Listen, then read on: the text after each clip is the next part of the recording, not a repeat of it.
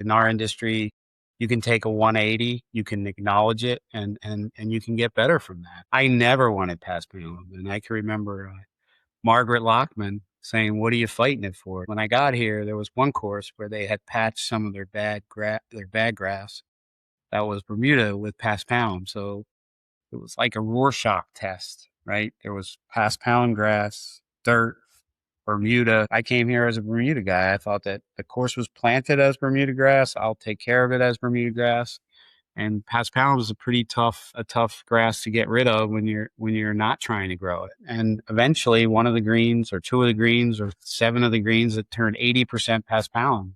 And Margaret said, "What are you doing?" Like in a roundtable meeting. And we obviously work for a company that owns the resorts, but we always engage the members. Welcome to Leadership on the Links, the podcast that showcases innovators in golf course management and the issues they face. I'm your host, Tyler Bloom. In Leadership on the Links, you hear the stories of people shaping the industry from their first swing to their dream match. You feel like you're on the course playing with your most inspiring colleagues, having great conversations, digging into insights and sharing a few laughs. Our industry is changing. As a leader, you need to keep up on everything from trends to technology to best practices. Together, we'll continue to build world-class clubs and teams. Let's get to it. Enjoy.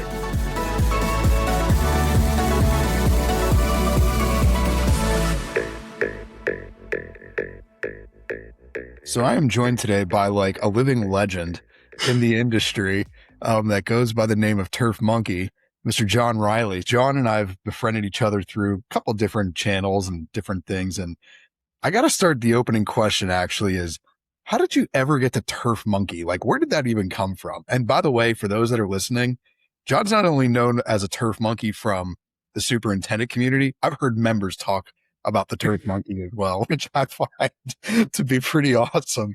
How the heck did you even come I have a few nicknames with the members, but I'll take Turf Monkey. Sometimes it's not always as fun. But many years ago, I just had a call right before we got on, and Bob Wagner, who hired me many, many moons ago, we worked at a place called Bardmore and the Bayou Club in Largo, Florida. Another old-time soup, Steve Ritzko, was part of that process. And the head director of agronomy, I don't think we called him back that term back then, he would come by in his truck, pull down his window about this far, keep the AC in there, and he'd say, "Come here. I want to teach you something. Any monkey can do it." So I don't know how many of us that had like half a brain that he would come get. We would say, we would call ourselves the Turf Monkeys. So when I got involved in social media, you needed to have a handle.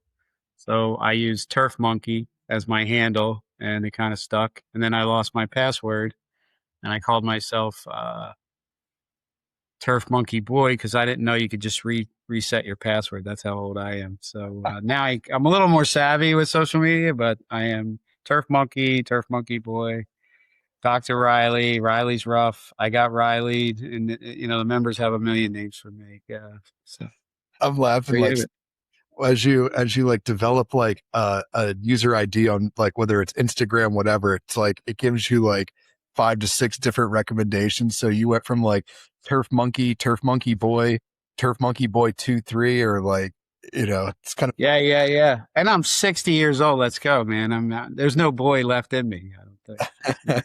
That's awesome. Well, I appreciate you coming on here. And for those that don't know who John Reilly is, which I'm sure most people do, but talk about how the heck did you get from Delco, Rolling Green and Philadelphia to Longboat Key, one of the most beautiful places in the world. By the way, Delco is one of the most beautiful places in the world as well. Delco's been on fire lately with the mink, and that was an awesome event. And kudos to our friends up there that put on a great show. I can remember as a high school kid, I went to a Catholic high school, so we went to school with a bunch of people who lived in different places. So I convinced Armin Sooney to hire me when I was 13 years old, so I didn't have to stay as a caddy with my brothers. And so I went on the crew, And we got Mondays were caddy days, and the mink was Tuesdays, caddy day. And but anyway, I went through school. I was kind of a smart kid, and I always kept a job in golf course maintenance, mainly at Rolling Green, Delco National, as they call it these days, if you can get a hat there. And so many superintendents I worked for there as a young man growing up, and as a part-time guy who had a career. I got a master's degree from Penn, an undergraduate degree from Villanova, so I was kind of a local guy, and but I always kept a job on the weekends so I could play golf at my favorite place, Rolling Green. But as life went on, it was always something that I liked to do. And, when you get a chance in your life to come to a crossroads, I said, I'm going to try this out. And that's where Turf Monkey ended up. I went down and worked for Wags and Ritzko for $8 an hour, and saw, hopefully that wasn't better than, I wasn't thinking the grass was greener on the other side. And came back to the Virginia area, worked for my brother-in-law as a golf course superintendent, went to Rutgers, and interned in Florida for Darren Davis, and really always wanted to work in Florida. That was a no-brainer for me. Anywhere you could play and stay busy working for 12 months a year was of interest to me. But I did do my turfgrass studies at Rutgers, and then my first job out of Rutgers was Copperhead, which was a multi-course facility. I got to do a renovation. Renovations were big in the Orlando area, so I moved there and did a bunch of those. Got a chance at the end of my time at in Orlando to work with Coore Crenshaw. Grew in the first Coore Crenshaw course, and it was at a bad time for golf, 2006, especially if it was going to be a residential property. So I knew eventually the course wouldn't make it. It's called Sugarloaf Mountain, and it didn't. It's kind of a shame, because I can play that course over in my head. It was just a great, great track. And so Longbow Key Club was open. It was a multi-course facility. Some of my stops along the way from Copperhead to here were also multi-course facilities. So as you well know, placing people, you've got to have sort of the background that someone's looking for to take care of a property like that. So I sort of checked those boxes. And I had a GM that was here 18, 19 years ago, who was the GM for the property at Innisbrook, where Copperhead was. So those types of things sort of lined up, and I ended up at Longbow Key. So not to go back too far, you talked about one mentor, Darren Davis, who, for those that are listening, was former president of the association, as well, that longtime superintendent at Old Florida Club. Darren's always been super gracious with his time to the industry and very respectful. I mean, welcoming to me too. I spent some time there with him a few years ago. It's a fantastic facility. He does an awesome job. Really does. What a cool spot. He does a really good job. And I love like his communication, the communications that he puts out there, for the membership, for the industry. He does a really good job with that. Really good job. I don't know if we should acknowledge this on this podcast, but one of your former mentors, I think he likes to say he's your former mentor. I'm not sure if he is or not, is Mr. Armin Suni at Rolling Green Golf Club. I mean, Armin had 6 guys working there that all were going to Penn State, all ended up being, big time superintendents in the area. And guys you would know, household names that came up in that area. And he lived at the golf course. He had the Rottweiler and the black truck. And, I think he was something that I always looked up to when I was a kid. I was 13 years old. I mean, I spent my formative years at work there, and actually, with my buddies. We would go there to recreate, especially in the dark. So it was a great place to come up. It's something that's iconic to me. The membership, the people, and to have Armin as the first point of contact for sort of my career, and maybe not golf. My dad was that, and it's a big deal. And just like I mean, I can call you up and I can call him up, and we can have spirited discussion. As long as I listen to, I think most everything that's happened has come from Armin. So, as long as you get through that, it's pretty good. And to go into Darren and Armin, you know, there's this running joke I have with my youngest. I said, you're going to end up like me. As much as you try not to be, you're going to end up like your mother, and you're going to end up like me. And, in a lot of ways, I find that I have a lot of Darren in me, and I have a lot of Armin in me. So we're always a product of where we come from, and I think you lean into it more than and you can have fun with it. Obviously, I love having fun with it. I mean, especially with Darren, and Armin. They're sort of iconic people that can poke a little fun at themselves too. They're not that stuffy. So it's a good group to be connected to for me. When you talked about Philadelphia golf, and obviously it's even near and dear to me. A big William Flynn fan, big fan of whether it's Merion, agronomic, cricket, Philly country. Man, there is a whole slew of other clubs, whether it be Lanark, Applebrook, I know. Mill. Unbelievable. Like, it's unbelievable the golf. It's unbelievable. How did that environment shape you as well? Being around people that had an interest in the game of golf at an extremely high level, and kind of that early exposure. Yeah, I think I was a little bit, I missed a little bit of it, but I played a lot of golf. And so the the weeks we would have as kids, and then sometimes playing with members, I mean, we would sneak on Marion West until the cart guy came around and kicked us off. And we were legitimate on at agronomic, and just walking into that clubhouse to get a soda at the turn, and you click, click, click. We had spikes back then, that kind of just reverence to the game that you sort of knew was there, but it was a closed day. And then we took a lot of that for granted, because we would play these courses that it would be a bucket list course for someone to play, a Merion, a Agronomic, a Rolling Green. And then on Friday and Saturday and Sunday, we would go queue it up at Cobb's. And then, on some level, Cobb's Crick, as I love to say, the Crick has a way of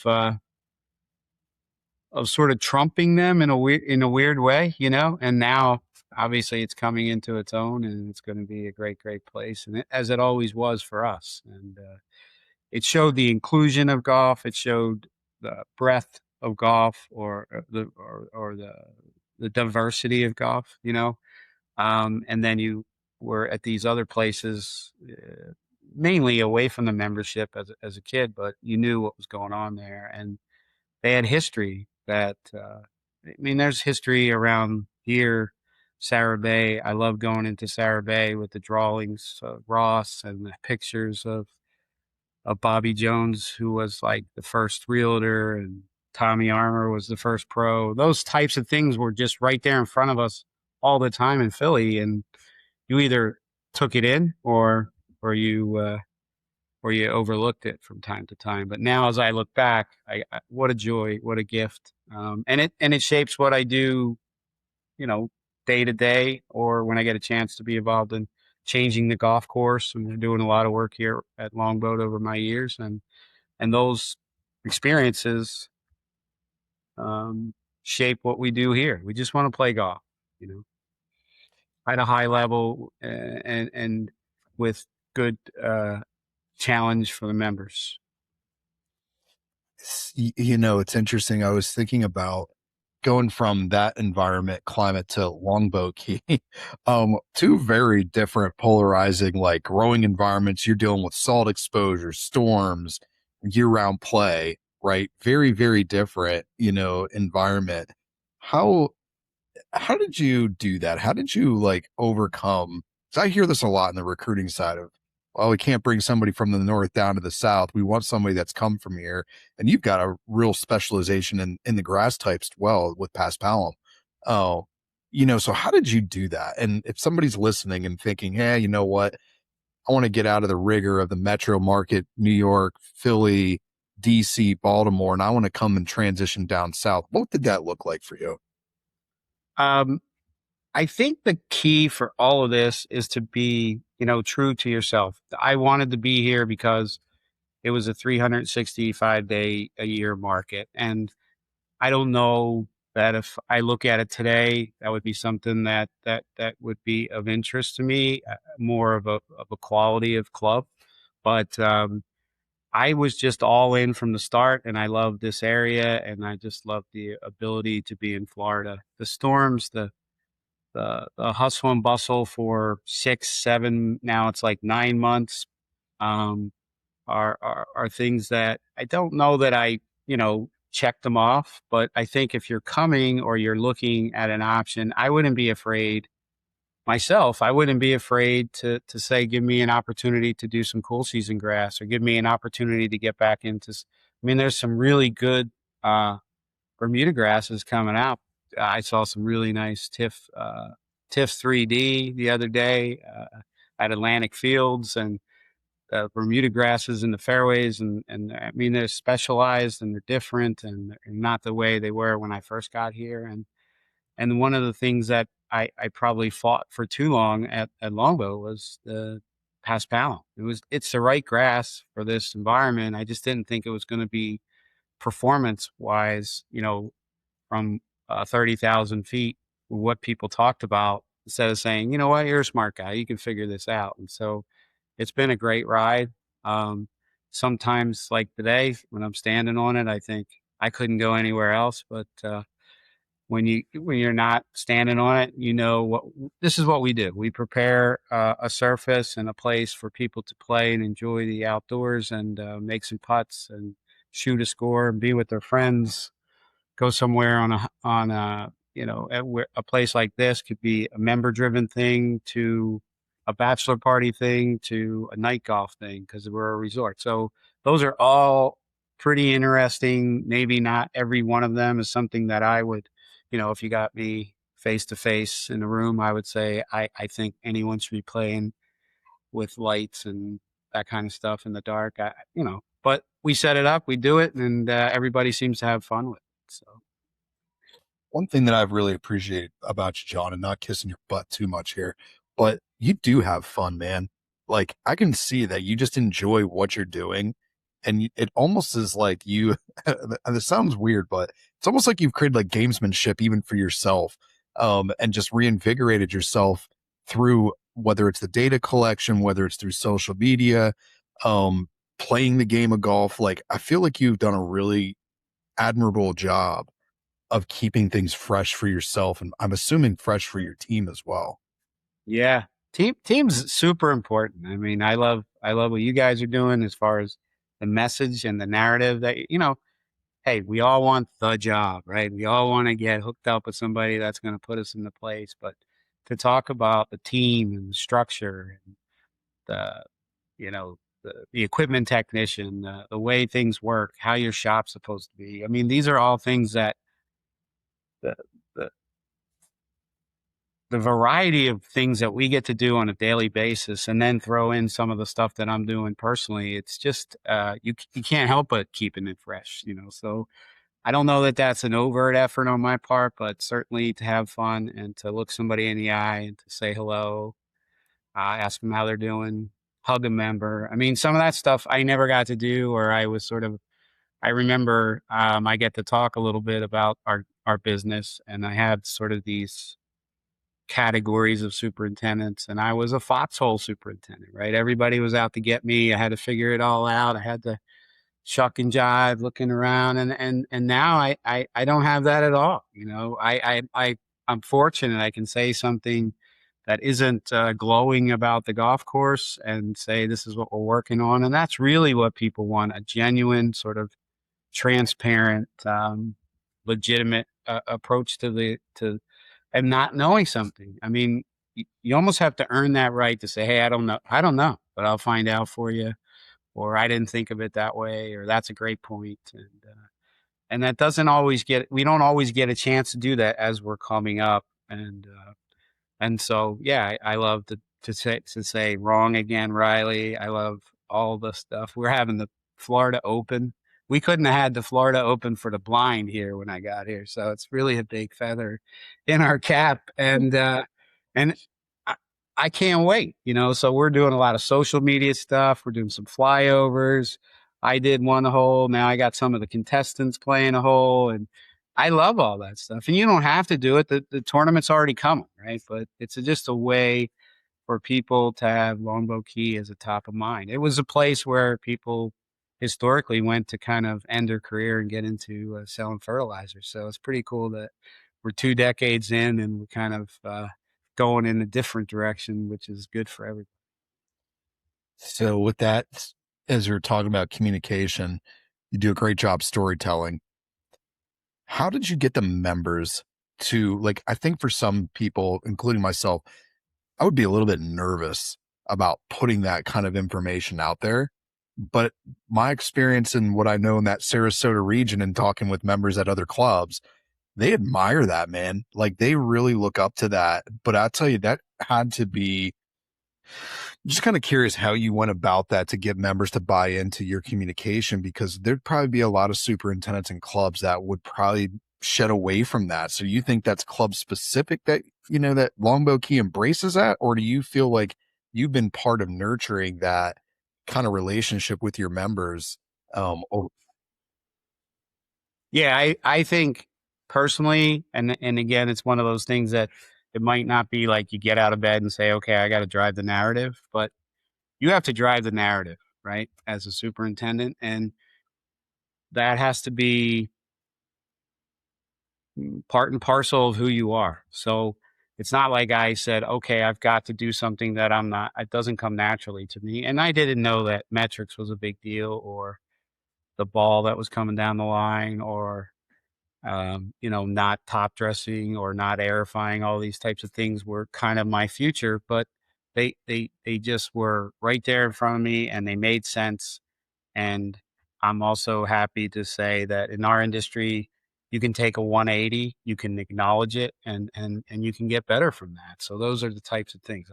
I never wanted pass penalty, and I can remember Margaret Lockman saying, "What are you fighting it for?" Because when I got here, there was one course where they had patched some of their bad grass that was Bermuda with paspalum. So it was like a Rorschach test, right? There was paspalum grass, dirt, Bermuda, and I was trying. I came here as a Bermuda guy. I thought that the course was planted as Bermuda grass. I'll take care of it as Bermuda grass, and paspalum is a tough grass to get rid of when you're not trying to grow it. And eventually, one of the greens, or two of the greens, or seven of the greens that turned 80% paspalum. And Margaret said, "What are you doing?" Like in a roundtable meeting. And we obviously work for a company that owns the resorts, but we always engage the members. So some of that I learned, right? I mean, it was roundtable discussions, member focus groups, and as long as you're open and honest, and not everyone on this coast is from our neck of the woods. So you have a lot of Midwestern influence, and that's different than the Northeast. I don't think it's better or worse, but it seems the way they approach change and what they want is quite different than the Northeastern person who says, "Hey, let's get this done, and this is how it's going to go." And so that really helped me, coming from our neck of the woods, to say, you've got to create consensus. And that's really what a narrative is, right? It's not my story as much as I'd like to tell it. It's sort of figuring out what people are looking for, and then being able to put that into words, pictures, videos, uh, a concise understanding, a vision. I've always had this feeling that you got to have a vision. And, the latest one is, we look a lot like some of the great courses in Florida that are next to the water. And that's what I want to be considered as. And I don't think there's any reason not to stop us from that background right there. Right on the other side is the Gulf of Mexico. So we have the tapestry to do that. So why don't we?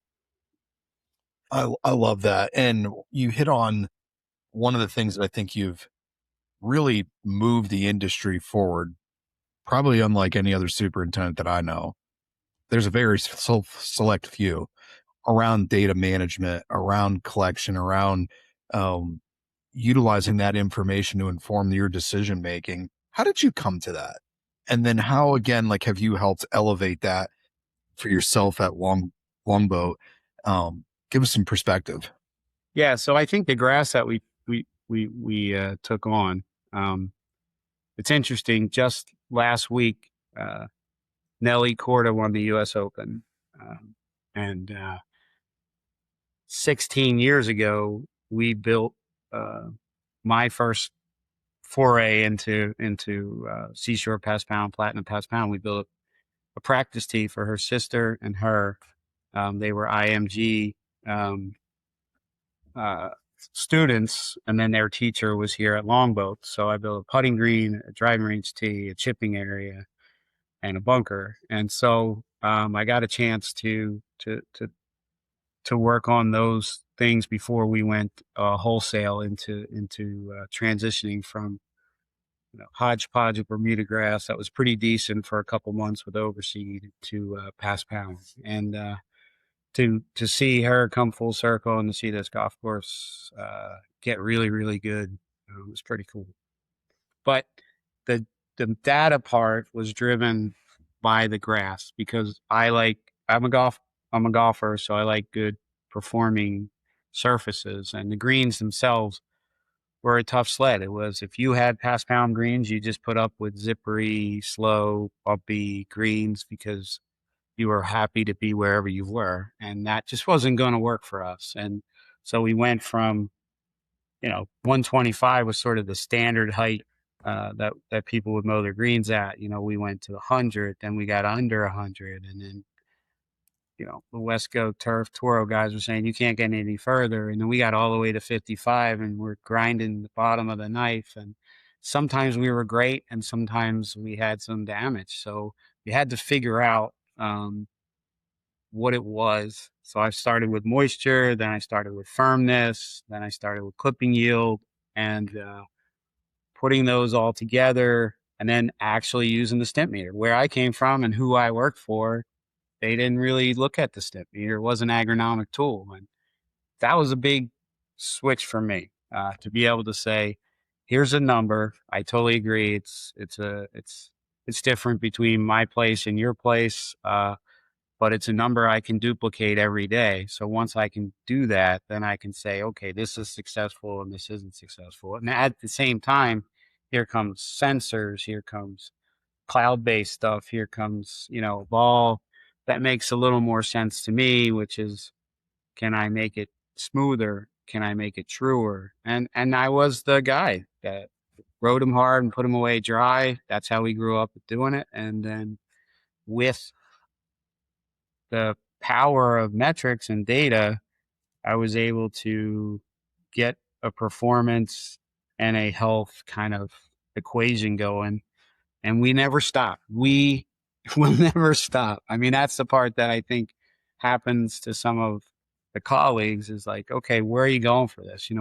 What's the difference between 12.8 and 12.12 or 13 or whatever that is? And there's really no difference, but there is a consistency that we can create. There's a chance to take Ladies' Day golf genius numbers and try to figure out how many birdies were made this year versus last year and run that across smooth and true profiles or firmness profiles. And those are the types of things that excite me and get me going because we can always be better today and tomorrow. And I think that gives us a lot of power. Some people don't agree with that. They think that we're taking away some of the art of doing this, or we're adding something that's probably unnecessary, especially people who don't believe in the metric. But it goes back to being definitive about what you're trying to do. If you buy into this, and you're also, it's fair game for me to tell you in 3 weeks I did it all wrong. I'll be the first guy to say that. I think about this a lot, question a lot, looking back even for myself, like as a superintendent, what's one thing that you would change about the golf industry or as a superintendent profession tomorrow if you could? The ability to share our experiences, good, bad, or indifferent. I think there's a there's rules, there's reality, but there's these meta rules that, we're only allowed to say the good things. We're only allowed to talk about and that doesn't happen at the bar or, at the thing. But if we could be like,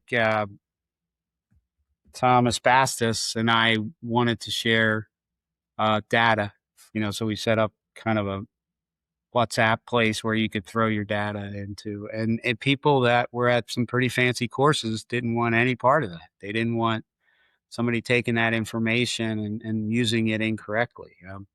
I've got, I have a sand injection business that I'm a partner in, and we got a really fancy club just the other day, and somebody wrote me a note and said, we do know that you love to produce all the information that you are part of, but our club is not interested in having any of this published. And I always ask, but a course like that could help another course down the road if they were open to it. And the other thing is the smaller course.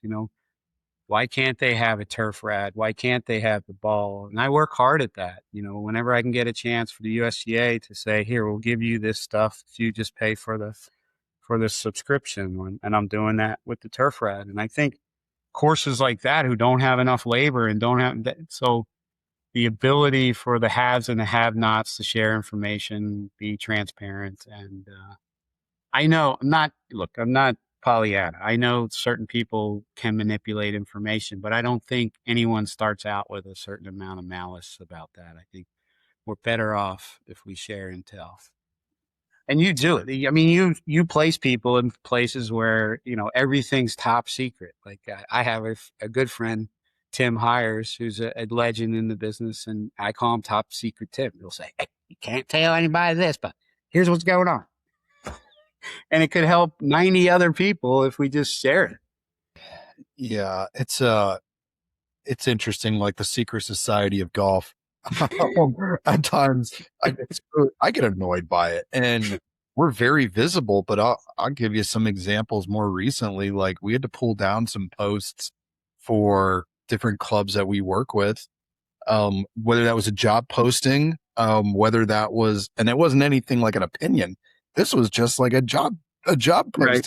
Thinking to myself, you're limiting the most important piece of what we have is reach, and to tell the story of a career opportunity. I get it though. Like there's some things that, the clubs still perform or still reach back to being sort of conservative and traditional. And we respect that. So we have had to, it's really interesting, John, like in the last 3 to 6 months, we've developed like things like engagement letters to get signed off that we can put, club's information out in social media, because once it goes out there, man, it is out there. And it's not uncommon that most of our job ads will easily reach 20. We had one about 2-3 weeks ago, had 50,000 views in the first 2 hours. I took it down because it was getting into like golf media and like all burner accounts. And I'm like, I don't want to deal with it. I don't want to deal with that. You know what I mean? Like I've got enough things on my plate. I don't need to be dealing with like, Joe Golfer in some random place throwing shade at a club or just making a mockery of it. It's just silly. But I think that's like where it gets a little bit dicey, is just because the access people can get to and how they can flip a narrative around on something that is so unfounded. But I just find at times for me, it's more of like, I just don't want to deal with it. I got enough things on my plate on a day-to-day basis. I don't need to be dealing with that sort of nonsense. But you're right. There's so much information out there that can be offered to help people. But we at times become so cynical and very overprotective and overanalyze and overthink things. And there's a lot of people that would benefit from some of the information that superintendents and clubs go through, but I get it. It's weird. Well, I think they need some omnibudsman or something, like, not to put it on the USGA, but there was a really, I think, thoughtful, I used to kind of pound this drum a lot more, but there was a thoughtful guy, I can't think of his name, but he just started working for the USGA, and he came from the University of Arkansas. And he looked at it like it could be like an airport where we put all our data, and you might fly in there with Delta and I might fly in on United, and it could be as easy as tell me what the average green speed for a municipal course in the Southeast is. And you hit it, and all of the people that have donated their data to this could then help the guy who's saying, well, my pro wants me to be 11 or 12, but here's the reality, it's 8.7. Here's the smooth and here's the true, or it's 9.5 or whatever those numbers are. And then it allows the superintendent to sort of be true to being having healthy greens in a municipal situation. I would think plant health is the most sustaining factor versus performance, right? We get lucky sometimes. You go play a course that you can walk and talk, or a wind code or something like that, and it checks all the boxes, but they're few and far between. Paxson or Cobb's Creek when we were kids, they just needed to keep grass on the greens. So trying to be ultra fast and double cut and double roll, that just wasn't an option for them. So, and golf is just to go out and try to shoot a score and make a putt. It's not about, hey, our greens are this brown or whatever else people seem to make some kind of currency that doesn't really need to be. I was guilty of it too. They used to call it Reilly green. Like if it looked like your shirt, that was Reilly green. And there's no reason for that anymore. You don't have to with I think with the metrics and the technology that we have, we can treat our grass good and it can perform well for All right, I want to end this. It's been a while since I've gotten into this segment, our chip shot section, a little bit lighter or rapid fire. We'll sure monk that spot. All right. Favorite golf course you ever played? Yeah, I had this discussion a lot, and I'm the anti-list guy, but Establishment. I think it's regionalized, and it's I'm going to say Pablo Creek in the Jacksonville area. Love that, man. I have not. Palmetto, I should say, that's my favorite joint, but it's more about, but maybe a toss up between those two places. Early morning or late evening? Early morning, which is late evening for most people. Yeah, my early morning. That's true. All right, bentgrass, Bermuda, or paspalum? Paspalum, baby. It's the grass, man. I can tell you this. You can call me from the Ringling Bridge. If you don't play the best greens in town or anywhere you played or top 5 you've ever played, I'll eat my shoe. That's how I feel about it. But if I'm up in bentgrass country, you know what I'm going to say, of course. Yeah. Watch out, the mafia. The mafia will get you up here. Atlantic region. I'll be there next week. If anybody's there, I'm going to be at the Shinny. So nice. Yeah. Oh my gosh. Talk about spectacular property. Yeah. Oh, man, that is going to be awesome. And they'll be playing golf on the moon there, baby. Those greens will be good, I'm sure. Our nice little spot in Rehoboth Beach. I love Rehoboth Beach. Yeah. Cool spot. Too. We've been going there for years. So it's one of the fun events that we do as a family every year. So good for you. Most underrated maintenance practice? Clipping yield collection. One word that describes or I'm old. Sorry. Planet Air. I love the Planet Air. Should have been a great machine. One word that describes the golf industry. Crazy. On a scale of 1 to Delco, how Delco are you really?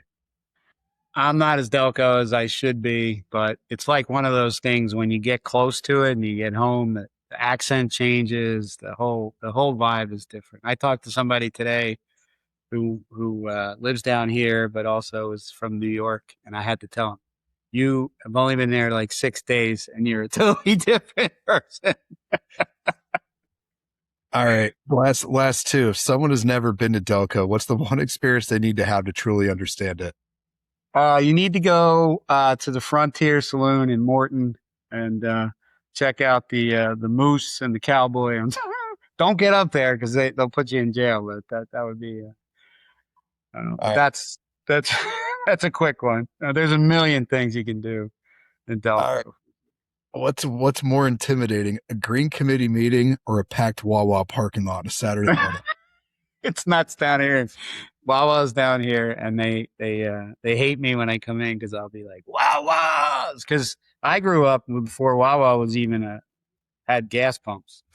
It was a milk store in a couple towns over from where we grew up, where you could see cows right outside the factories. So Wawa's been in my blood for many, many years. And then when I moved to Florida, you could get to Wawa coming back on 95 right in Virginia. And my poor family had to stop the hoagie, the sweet peppers, all the stuff that I love.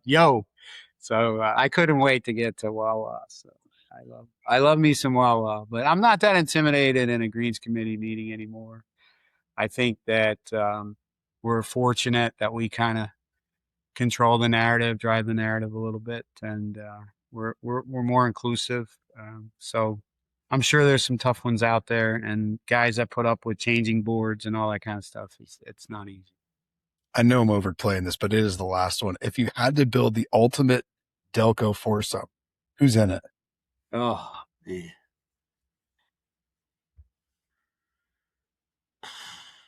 Delco. I'd like to play, I'd have Vince Papali in there. He was from Leadham. I guess, I don't know where Goslin lives, but he would definitely be in the foursome. He at least, I'm sure he's Delco enough in his past.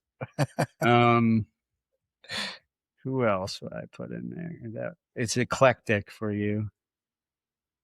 I don't know. I'll have to get back to you on that. I think that I'd like to play behind him. Hendrickson, probably a lot of soups for me. A lot of fun playing around there. But who else would have lived in Delco? That's how we can come back to that. I'm 60, man. If somebody wants to reach you, connect with you, where can they find you? I'm pretty much in your face everywhere. I'm on all the platforms now. I don't understand Instagram, so give me a shot. I'll figure it out. But I think it's important. Things have moved around. Twitter's not the way it was before. I don't even think it's called Twitter anymore. So LinkedIn seems to be a pretty cool spot. I like that you can talk about things there. You don't have to be as quippy as some of the other places. You can extend your reach. Look forward to seeing you in person, my friend. I hope things are going well for you. You got a lot of irons in the fire like myself, and that's a good thing for the game when people who care about the game are doing a lot of things.